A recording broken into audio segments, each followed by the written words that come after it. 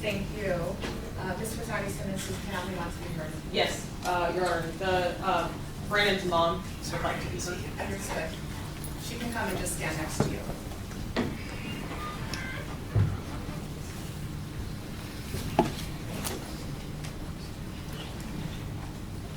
Good morning, Your Honor. Good morning.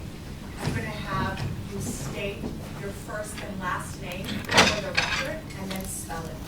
My name is Rubi Chavarria. Please spell it R-U-B-I-C-H-A-V-A-R-R-I-A. Thank you. I'm going to have you raise your right hand and have you sworn in. Do you swear the testimony you're about to offer shall be the truth, the Yep. whole truth, and nothing but the truth, so help you God? Yes, ma'am. You have a constitutional right to be heard on bail, and so I will hear from you now. Obviously, the court is sorry for your loss. Thank you so much. I don't believe this person needs to get a bail because regardless of whatever situation you've been on, there was no endangerment for you. There was no person, pointing a gun at you. Swerving or road raging does not give you a right to shoot at anybody, even if you didn't see a child in the back. It does not give you a right to shoot at a person just because you don't want them to pass your lane. It does not give you a right to even, like he mentioned, scare the person, because that's not what your firearm's for. You do not carry a firearm just to go off in any road and try to scare anybody, because you can shoot at anybody. Even if you were trying to scare somebody, you do not do this to a person. After this, my son's life was taken away, whether regardless you saw him or not. This was meant to do, even if it was for him, it was meant for the driver. He wanted to take somebody's life away. And he took my son's away. He was just trying to make it to school. There's witnesses that I saw that he did that to other people. If it wasn't meant for my son, it was meant for somebody else. But he was not, his intentions were to hurt somebody.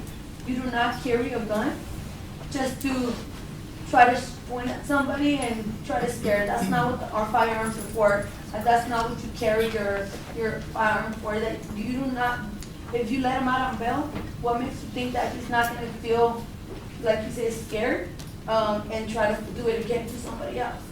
Nobody should go through what I'm going through right now, Judge. Nobody. This is not fair. He should not be out in the streets after what he did. And yes, he cooperated after he got out because he had no choice. He got crashed into because he was trying to leave. He did not feel any remorse for this. He was trying to leave the scene and just like, oh, I scared him, I'm leaving. No, it doesn't work like that. You don't just shoot at a person and just try to leave the scene. He got out and said, yeah, I shot it because he feels no remorse. Yeah, I did it, okay. Like nothing, like no. And because he was in between the two vehicles, he had no other option. The officer was already there. If no officer would have there, he would have just drove by. My husband would have just, stopped and not done anything. His car would have been gone and we would have just been looking for witnesses for the situation. I do not feel like he needs to be in the streets, Your Honor. My son is never going to come back. You have him out in the streets. What if he does this to somebody else? Nobody else deserves to go through what I'm going through. He took my son's life. He needs to be here and pay for everything he did.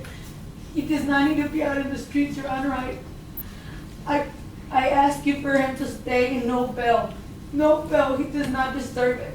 Whether you do it or not unintentionally, you do not shoot your gun at anybody just because you feel like you want to scare somebody. And that's on his report. He feels scared. No, you do not do that. He does not deserve to be in jail. That's all I'm asking for. Thank you. Mr. Halloran, any questions? No. Thank you. Thank you, Your Honor. To the right. Anything further, Mr. President? Your Honor, just based on